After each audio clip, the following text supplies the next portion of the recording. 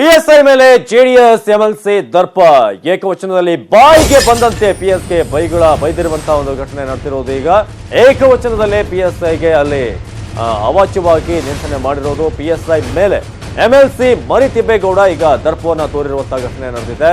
ಆ ಮೂಲಕ ಪಿಎಸ್ಐ ಮೇಲೆ ಯಾವ ರೀತಿಯಾಗಿ ಪ್ರಭಾವಿಗಳು ಈ ರೀತಿಯಾಗಿ ತಮ್ಮ ದರ್ಪವನ್ನ ಮೆರೀತಾರೆ ಅನ್ನೋದಕ್ಕೆ ಸಾಕ್ಷಿ. ಮರಿತಿಬ್ಬೇಗೌಡರ ಕಾರನ್ನ ತಡೆದಿದ್ದೇ ಒಂದು ಕಾರಣವಾಯ್ತು ಅವರಿಗೆ ಆಕ್ರೋಶವನ್ನು ವ್ಯಕ್ತಪಡಿಸೋದಕ್ಕೆ. ಪಿಎಸ್ಐ ಮೇಲೆ ಸಂತೇಮರಹಳ್ಳಿ ಠಾಣೆ ಪಿಎಸ್ಐ ಬಸವರಾಜುಗೆ ಹಿಗ್ಗಾಮುಗ್ಗ ಅವರು ಅಲ್ಲಿ ಬೈತಾರೆ. ಅದೇ ರೀತಿಯಾಗಿ ನಾನು ಯಾರು ಅಂತ ಗೊತ್ತಿಲ್ವಾ ನಿನಗೆ ಅಂತ ವಾಗ್ದಾಳಿಯನ್ನ ಮಾಡ್ತಾರೆ. ಇದರಿಂದ ಜೊತೆಗೆ ಈ ವ್ಯಕ್ತಿಯನ್ನ ಏನು ಪಿಎಸ್ಐ ಇದ್ದಾರೆ ಅವ್ರನ್ನ ಕೂಡಲೇ ಅಲ್ಲಿಂದ ಮಾಡಬೇಕು, ಕೆಲಸದಿಂದ ಮಾಡಿಸ್ಬೇಕು ಅಂತ ಬಹಳಷ್ಟು ಪ್ರಯತ್ನವನ್ನು ಮಾಡ್ತಿದಾರಂತೆ. ಅಲ್ಲಿ ವಸತಿ ಸಮುಚ್ಚಯ ಉದ್ಘಾಟನೆ ಕಾರ್ಯಕ್ರಮ ಇರುತ್ತೆ. ಅಲ್ಲಿ ಕಾರ್ ಹೋಗ್ತಿರ್ಬೇಕಾದ್ರೆ ತಡೆದಿದ್ದಕ್ಕೆ ಸಿಎಂ ಸೇರಿ ಪ್ರಮುಖರು ಕಾರ್ಯಕ್ರಮಕ್ಕೆ ಆಗಮಿಸಿರ್ತಾರೆ. ಆ ಸಂದರ್ಭದಲ್ಲಿ ನಡೆದಿರುವಂತಹ ಘಟನೆಗಳು ಇವೆಲ್ಲ. ಈ ರೀತಿಯಾಗಿ ಅವರು ಮರಿತಿಬ್ಬೇಗೌಡ ಕಾರನ್ನ ತಡೆದಿದ್ದಕ್ಕೆ ಆಕ್ರೋಶವನ್ನು ವ್ಯಕ್ತಪಡಿಸ್ತಾರೆ. ಗೇಟ್ನಲ್ಲಿ ಮರಿತಿಬ್ಬೇಗೌಡರ ಕಾರನ್ನ ಸಿಬ್ಬಂದಿ ತಡೀತಾರೆ. ಈ ವೇಳೆ ಪಿಎಸ್ಐ ಮೇಲೆ ಮರಿತಿಬ್ಬೇಗೌಡ ಕೆಂಡಾಮಂಡಲವಾಗ್ತಾರಂತೆ.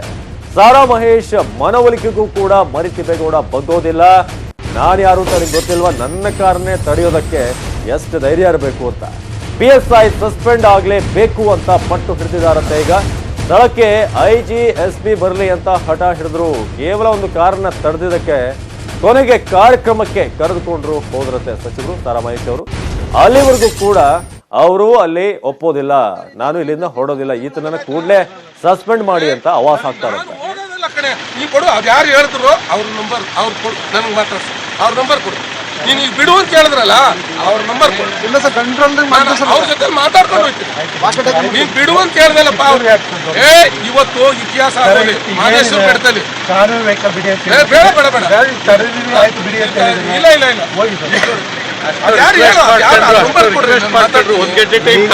ಅವ್ರ ನಂಬರ್ ಕೊಡಿ, ನಾನು ಮಾತಾಡ್ತೀನಿ.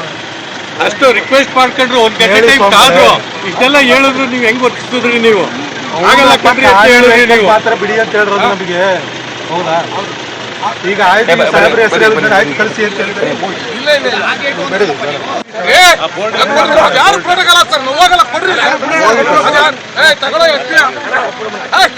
ನಡೆಯೋ ನಾನು ಇವರೆಲ್ಲ ಬುದ್ಧಿ ಇವ್ರಿಗೆ ಗೊತ್ತಿಲ್ಲ. ನಾನು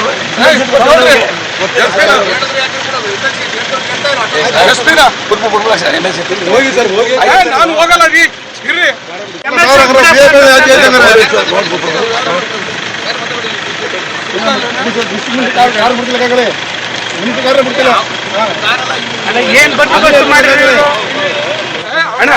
ಕೊಟ್ರಿ ನೀವು ನೀವು ಕೇಳಿದವ್ರು ಯಾರು ಹೇಳ್ರಿ? ಹೌದು, ನೀನು ಇದನ್ನೇ ಕಲ್ತ್ಕೊಂಡಿರೋದು. ನಿನಗೆ ಡಬಲ್ ಸ್ಟಾರ್ ಕೇಳು. ನನ್ನನ್ನ ಬಿಟ್ಟಿಲ್ಲ ನಿಮ್ಮ ಪೊಲೀಸರು. ನಿಮ್ಮ ಪೊಲೀಸರು ನಮ್ಮನ್ನು ಬಿಟ್ಟಿಲ್ಲ ಸ್ವಾಮಿ. ನಾನು ಇಲ್ಲೇ ಇದ್ದೀನಿ ಕೆಳಗಡೆನೆ.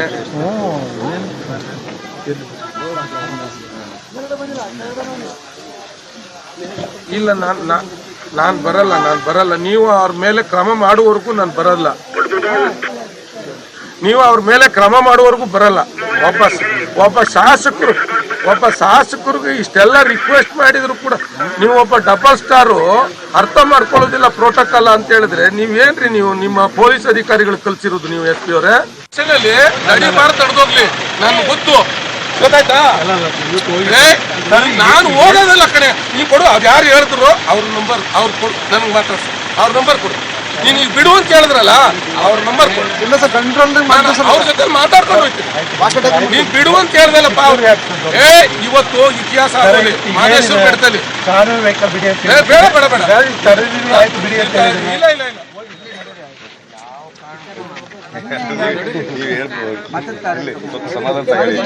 ಮಾತಾಡ್ತೀನಿ ಸ್ವಾಮಿ.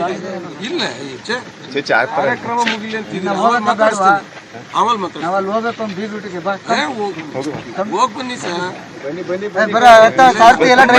ಇಲ್ಲೇ ಇದೆ 1 ಗಂಟೆ ಟೈಮ್ ರಿಕ್ವೆಸ್ಟ್ ಮಾಡ್ಕೊಂಡವ್ರೆ ಹೋಗಿ ಅಂತ ಹೇಳಿದ್ರು ಮಾಡ್ಕೊಂಡು ಬೋರ್ಡ್ ತೋರಿಸಿ ಎಲ್ಲ ಹೇಳಿದ್ರು ದಯವಿಟ್ಟು ಬನ್ನಿ ಸರ್.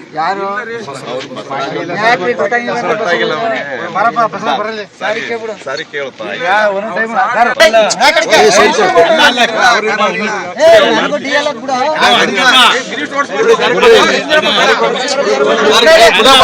ಸೈಡ್ ಕೊಡ್ರಿ.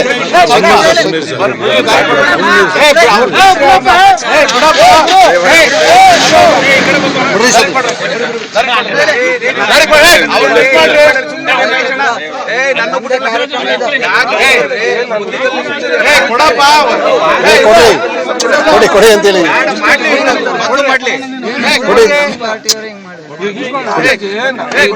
ಅಣ್ಣ ಈಗ ನಾವೆಲ್ಲ ಧರಣಿ ಮಾಡ್ತೀವಣ್ಣ.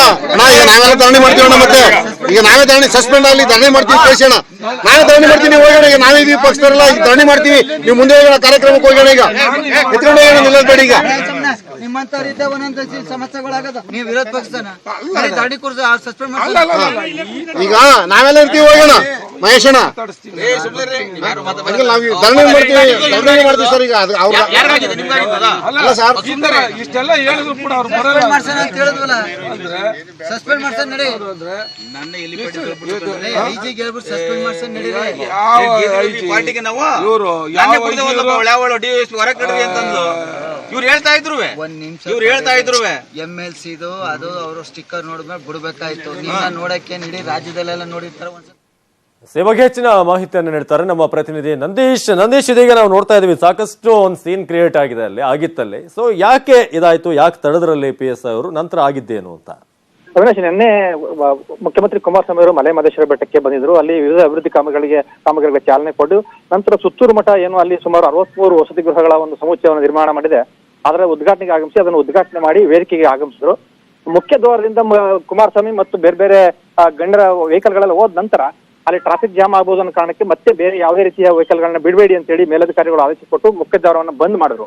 ಈ ಸಂದರ್ಭದಲ್ಲಿ ಸುಮಾರು ಅರ್ಧ ಗಂಟೆ ವೇದಿಕೆ ಕಾರ್ಯಕ್ರಮ ಶುರು ಆಯ್ತು. ಅರ್ಧ ಗಂಟೆ ನಂತರ ಮರ್ತಿ ಬಿಗೌಡ ಅವರು ಮುಖ್ಯ ದ್ವಾರಕ್ಕೆ ಬಂದಿದ್ದಾರೆ. ನೆನ್ನೆ ತುಂಬಾ ಟೈಟ್ ಸೆಕ್ಯೂರಿಟಿ ಇತ್ತು.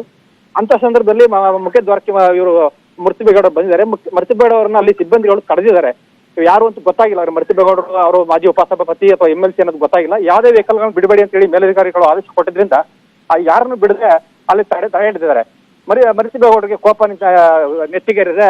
ಆ ಸಂದರ್ಭದಲ್ಲಿ ಅಲ್ಲೇ ಇದ್ದಂತಹ ಬದ್ಧತೆಗೆ ನಿಯೋಜನೆಗೊಂಡಿದ್ದಂತಹ ಸಂತೆಮರಳಿ PSI ಬಸವರಾಜ್ ಅವರನ್ನ ತೀವ್ರ ತರಾಟೆ ತೆಗೆದುಕೊಂಡಿದ್ದಾರೆ. ಇಲ್ಲಿ ಮಲೆ ಮಹದೇಶ್ವರ ಬೆಟ್ಟದಲ್ಲಿ ಇತಿಹಾಸ ನಿರ್ಮಾಣ ಆಗಬೇಕು, ನಾನು ಯಾರು ಅಂತ ಗೊತ್ತಿಲ್ಲ ನನಗೆ ನೀನು ಸಸ್ಪೆಂಡ್ ಮಾಡದೆ ಬಿಡೋದಿಲ್ಲ ಅಂತ ಹೇಳಿ ತುಂಬಾ ಒಂದು ದರ್ಪದಿಂದ ಏಕವಚನದಲ್ಲಿ ಒಂದು ಆವಾಜ್ ಹಾಕಿದ್ದಾರೆ. ಈ ವಿಚಾರ ಗೊತ್ತಾಗಿ ವೇದಿಕೆ ಮೇಲಿದ್ದಂತಹ ಸಚಿವ ಸಾರಾಮಹೇಶ್ವರ ಕೆಳಗಿಳಿದು ಬಂದು ಮುಖ್ಯ ದ್ವಾರಕ್ಕೆ ಬಂದಿದ್ದಾರೆ.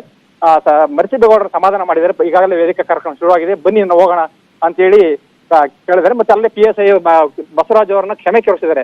ತಪ್ಪಾಗಿದೆ ಸರ್, ಗೊತ್ತಾಗಿಲ್ಲ ನನಗೆ, ನಮ್ಮ ಸಿಬ್ಬಂದಿಗಳು ಗೊತ್ತಾಗಿಲ್ಲ, ತಡೆದಿದ್ದಾರೆ, ತಪ್ಪಾಗಿದೆ ಅಂತ ಕೇಳಿದ್ರು ಸಹ ಮರ್ತಿ ಬಿಗೌಡರು ನೀನು ಸಸ್ಪೆಂಡ್ ಮಾಡದೆ ಬಿಡೋದಿಲ್ಲ ಅಂತ ಹೇಳಿ ಆವಾಜ್ ಹಾಕಿದ್ದಾರೆ. ಸಾರಾ ಮಹೇಶ್ ಅವರು ಸಹ ಸುಮಾರು ಒಂದು ಕಾಲು ಗಂಟೆ ಅವ್ರನ್ನ ಸಮಾಧಾನ ಪಡಿಸಿದ್ದಾರೆ. ಮರ್ತಿ ಬಿಗೌಡರು ಏನೋ ಗೊತ್ತಾಗದೆ ಮಾಡಿದ್ದಾರೆ, ಬಿಡಪ್ಪ ಹೋಗ್ಲಿ, ಬಾ ಹೋಗೋಣ ಅಂತ ಹೇಳಿ ತಾವೇ ಸ್ವತಃ ಡ್ರೈವ್ ಮಾಡ್ಕೊಂಡು ಕಾರ್ ಸೀಟ್ ಅಲ್ಲಿ ಕೂಡ್ಸಿದ್ರೆ ಚಾಲಕನ ಸ್ಥಳದಲ್ಲಿ ಕೂತ್ಕೊಂಡು ಮರ್ತಿ ಬಿಗೌಡರ ಸಮಾಧಾನ ಪಡಿಸೋದು. ಕಾಲು ಗಂಟೆ ಸಹ ಮರ್ತಿ ಬಿಗೌಡ ಸಮಾಧಾನ ಆಗ್ಲಿಲ್ಲ. ನೀವು ಸಸ್ಪೆಂಡ್ ಮಾಡ್ಲೇಬೇಕು ಅಂತ ಹೇಳಿ ಅಲ್ಲೇ ಆವಾಜ್ ಹಾಕಿ ಮಾಡಿದ್ದಾರೆ. ಅದ್ರ ಕೊನೆಗೆ ಸಾರಾ ಮಹೇಶ್ ಅವರು ಮನವೊಲಿಸಿ ಅವ್ನು ಸಸ್ಪೆಂಡ್ ಮಾಡೋಣ ಬಾ ಅಂತ ಹೇಳಿ ವೇದಿಕೆ ಕರ್ಕೊಂಡು ಹೋಗಿದ್ದಾರೆ. ಮತ್ತೆ ವೇದಿಕೆಯಲ್ಲಿ ಅಲ್ಲಿ IGP ಶರಶ್ಚಂದ್ರ ಅವರು ಇದ್ರು. ಅವರೆದುರಿಗೆ ಈ ತರ ಘಟನೆ ಆಗಿದೆ, ಅವ್ರು ಸಸ್ಪೆಂಡ್ ಮಾಡ್ಬೇಕು ಅಂತ ಹೇಳಿ ಅವರಿಗೆ ಮತ್ತು ಜಿಲ್ಲಾ ಪೊಲೀಸ್ ವರಿಷ್ಠಾಧಿಕಾರಿಗಳಿಗೆ ಒತ್ತಾಯ ಮಾಡಿದ್ದಾರೆ. ಆದ್ರೆ ಪೊಲೀಸ್ ವರಿಷ್ಠಾಧಿಕಾರಿಗಳು ಮತ್ತು IGP ಏನ್ ಕ್ರಮ ತೆಗೆದುಕೊಳ್ಳೋದನ್ನ ಕಾದು ನೋಡಬೇಕಾಗಿದೆ. ಅವಿನಾಶ್, ಧನ್ಯವಾದ ನಂದೀಶ್ ಮಾಹಿತಿಗಾಗಿ.